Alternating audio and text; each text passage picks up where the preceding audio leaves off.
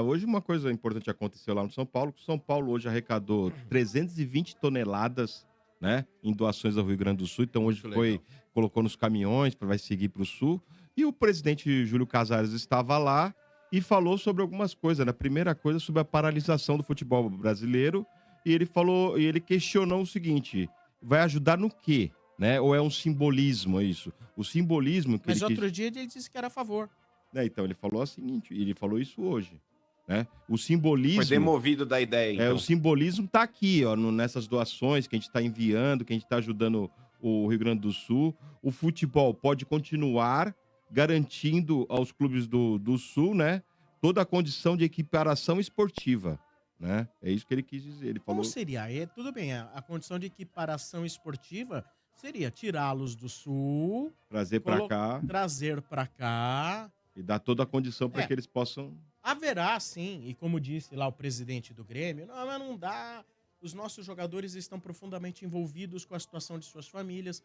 Também é um ponto a ser considerado. Sim. Mas, olha, o Mano foi brilhante aí no que eu vi. Depois de tudo isso que ele falou sobre o Ademir Quintino, e agora até de maneira muito brilhante, ele falou assim, olha, gente, prejudicado sempre vai ter alguém. Não vai ter Não solução tem como, né? que não machuque alguém.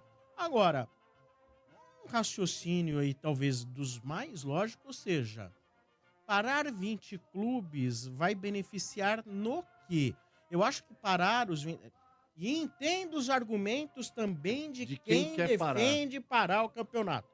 Mas parar os outros 17, de certa forma, você vai parar com tudo que acontece de Em torno, né? giro econômico e esportivo de 17 clubes que mexem com muita gente por causa de 3 clubes.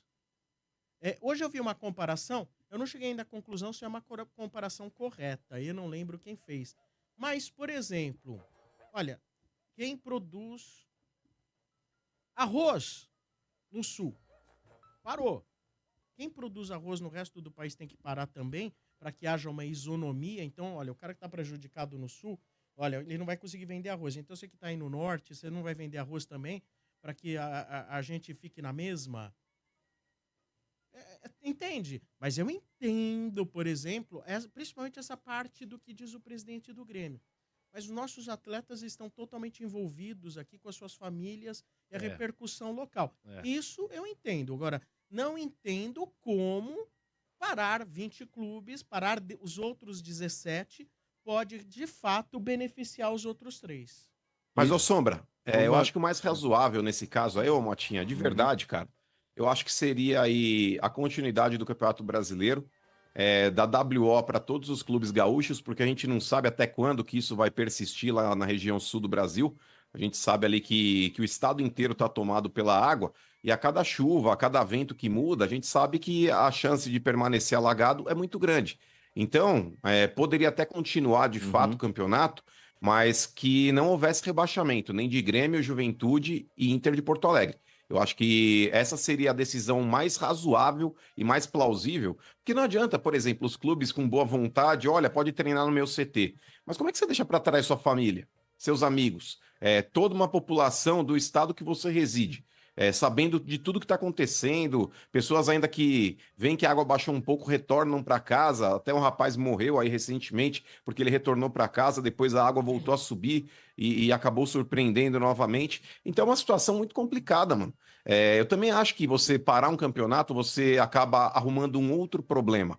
Só que, cara, é meio complicado se você, por exemplo, falar, vamos adiar a partida do Grêmio, do Juventude e do Inter. Porque eles não vão estar no mesmo grau, Sombra, de competitividade quando eles precisarem retornar. Verdade. Porque são jogadores que não estão nem treinando. Exato. Imagina daqui, sei lá, eles propuseram, sei lá, 27. 3 rodadas adiadas dentro do campeonato. Mas, por exemplo, o São Paulo vai treinar, o Corinthians treina, o Palmeiras treina, mas Grêmio, Inter e Juventude não Mas tem nem teria, treinar. mano, além disso, teria que ter um período aí para que eles fizessem essa intertemporada, né, cara? Para justamente não voltar aí depois Então, de mas 2, não 3 fariam, treinos e Marcão, jogar. esse é o problema. Não tem data Não para tem isso. data Não ainda. fariam. O Mas grande... exato, é por isso que eu acho que não pode Fala, ter rebaixamento Marcão. dos 3, Vieira. De verdade, eu acho que tem que... O Mas Grêmio, continue então o o Grêmio campeonato, ele já sai do viu, campeonato, Marcão. mas... Marcão, Mas, ô Motinha, mas uma olha notícia. só, o negócio é o seguinte, a gente tá falando do Campeonato Brasileiro, mas, por exemplo, Copa do Brasil, gente, um dos confrontos ali é Inter e Juventude. Como é que você vai continuar da sequência na competição com essa vaga em aberto aí? Não tem como. Como é que vai fazer? Qual E que é o a solução? Marcão, e a CBF, ela tá considerando o seguinte, porque a gente tá falando do nosso âmbito aqui, Série A, Campeonato Brasileiro.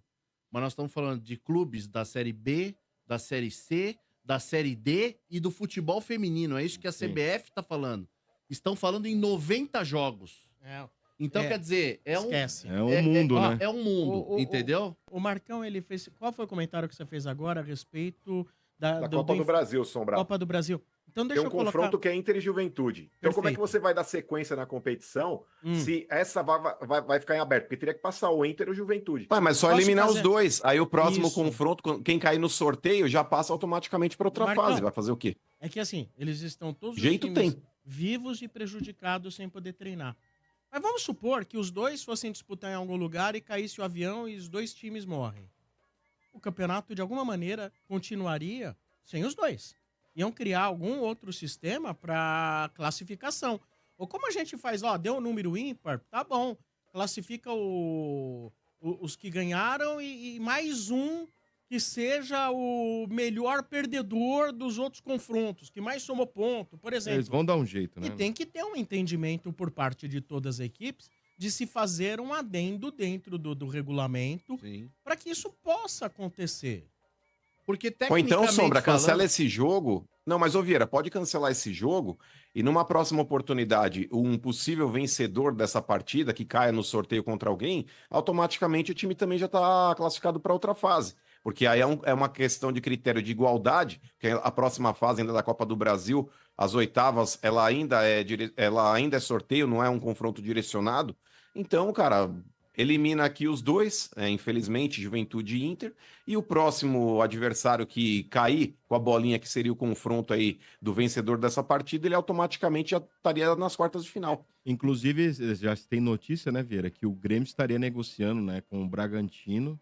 Mudou agora, Motinha. Era a possibilidade de treinar Até em ontem, Bragança, mas agora surgiu uma nova informação, que o Mano até pode ajudar, a Lelê também, de que o Grêmio treinaria no CT do Corinthians aqui, ficaria um tempo eu aqui vi que- e jogaria no Couto Pereira, em Curitiba. Tem que ver as datas com o Curitiba.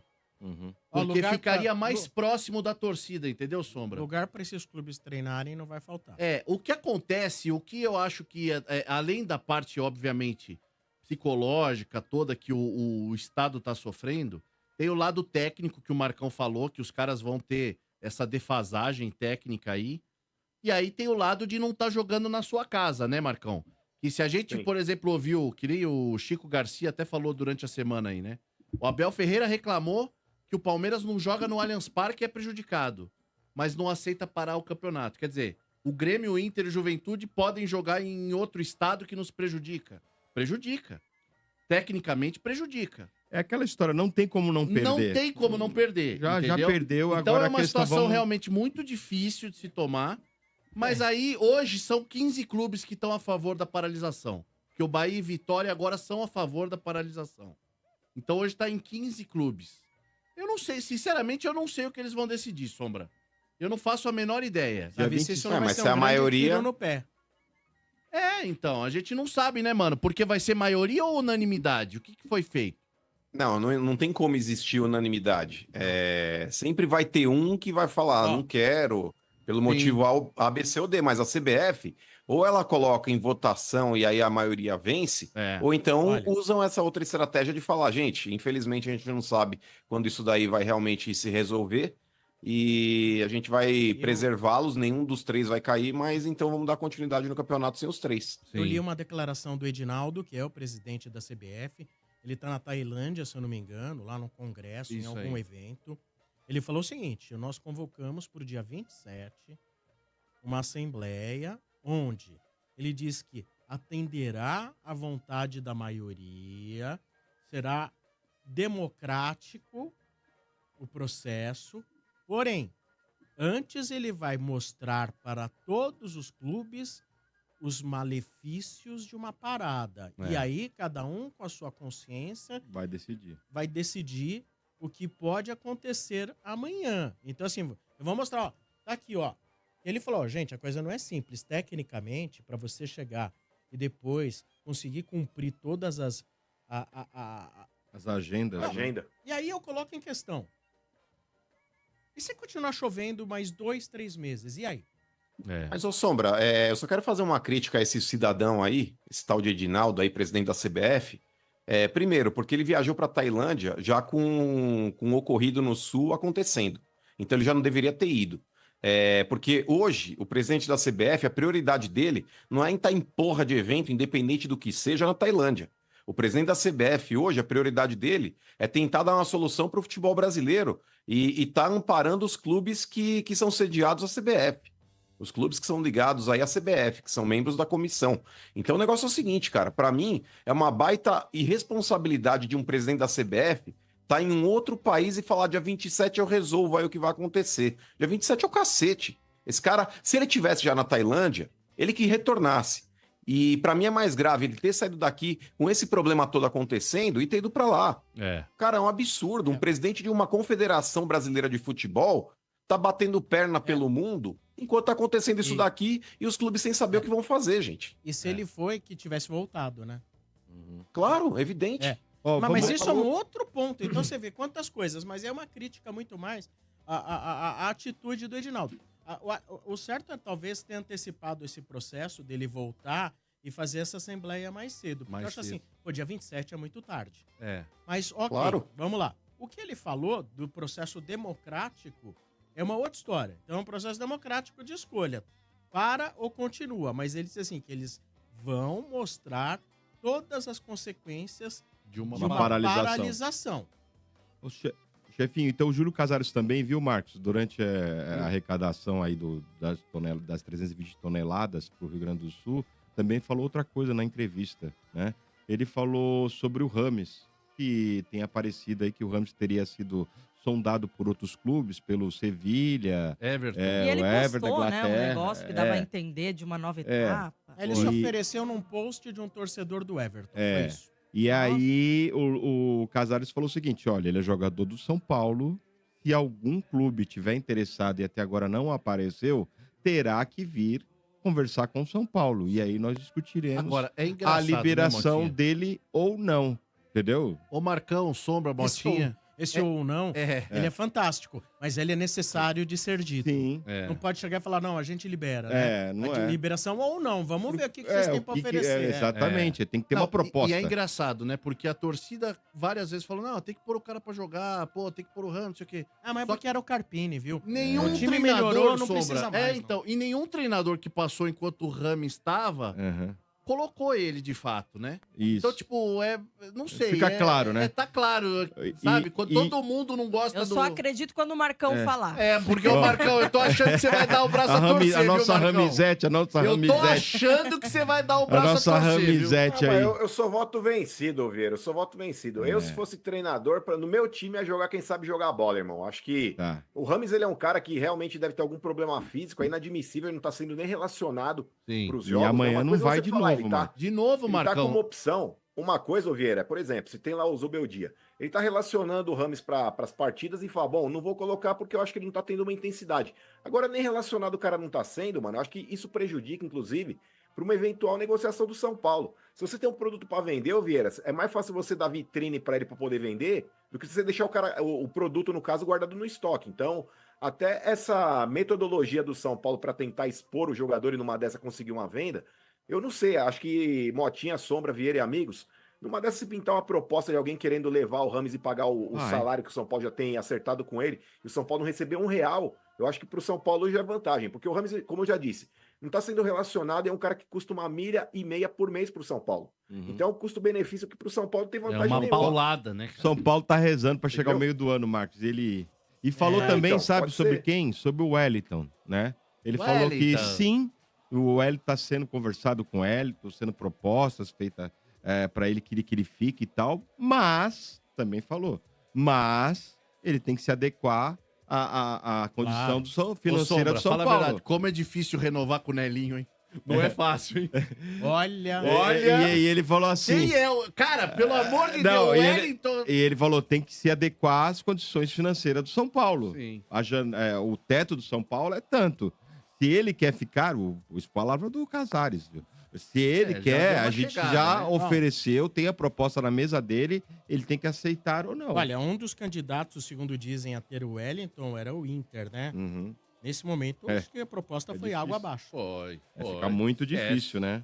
E Esquece. pra amanhã, viu, E Marcos? outra, ô Motinha. É. Ô Motinha, o grande problema aí, cara, é que o staff do Wellington e o próprio jogador devem utilizar aí essa narrativa de que, mas eu sou titular da equipe. Então ele quer se valorizar, quer fazer um grande contrato. O São Paulo, no passado, já não se desfez nele, do Wellington, naquela proposta que teve pra ele pro leste europeu, enfim. Uhum. E nessa, agora os caras vão querer dar uma sangrada. Eu já falei aqui em outras oportunidades, vou repetir. Eu, se fosse o Júlio Casares, não aumentaria um centavo do que o Wellington ganha hoje. Eu acho que é um jogador comum para compor elenco e olhe lá. Marcão, Então, é isso aí, o cara. Reinaldo, ô Vieira, o negócio é o seguinte: o Reinaldo era o titular, o Wellington era o reserva. O Caio Paulista no passado era o titular, o Wellington é o reserva.